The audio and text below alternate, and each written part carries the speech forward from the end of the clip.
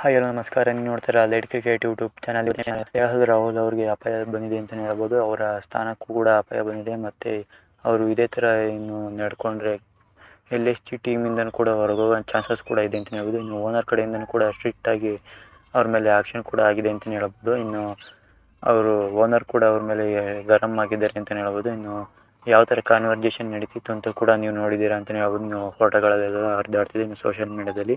ಮತ್ತು ಅವ್ರು ಏನು ಹೇಳಿದ್ರು ಅಂತ ಮ್ಯಾಚ್ ಬಗ್ಗೆ ಹೇಳಿದ್ರು. ಇನ್ನು ಈಸಿಯಾಗಿ ಆ ಥರ ಒನ್ ಸೈಡೆಡ್ ಮ್ಯಾಚ್ ಮಾಡಿದ್ರಲ್ಲ ಅಂತ ಅದ್ರ ಬಗ್ಗೆ ಮಾತಾಡ್ತಿದ್ರು. ಮತ್ತು ನೆಕ್ಸ್ಟು ಅವರು ಇನ್ನು 2 ಗೇಮ್ನಲ್ಲಿ ಅವರು ಕ್ಯಾಪ್ಟನ್ಸಿ ಕೂಡ ಹೋಗೋಂಥ ಚಾನ್ಸಸ್ ಕೂಡ ಇದೆ ಅಂತ ಹೇಳ್ಬೋದು. ಇನ್ನು ಮುಂದಿನ ಮ್ಯಾಚ್ಗಳಲ್ಲಿ ಅವ್ರದ್ದು ಕ್ಯಾಪ್ಟನ್ಸಿ ಕೂಡ ಕಳ್ಕೊಳ್ಳೋಂಥ ಚಾನ್ಸಸ್ ಕೂಡ ಇದೆ. ಇನ್ನು ಅವ್ರ ಬದಲು ನಿಕೋಲಸ್ ಪೂರನ್ಗೆ ಕೊಡೋಂಥ ಚಾನ್ಸಸ್ ಕೂಡ ಇದೆ ಅಂತಲೇ ಹೇಳ್ಬೋದು.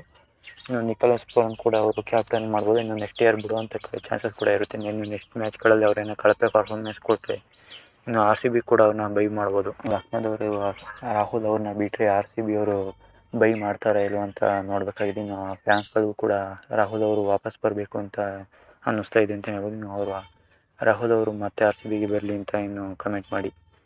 ವಿಡಿಯೋ ನೋಡ್ತಾರೆ ಎಲ್ಲ ಸಬ್ಸ್ಕ್ರೈಬ್ ಆಗಿ.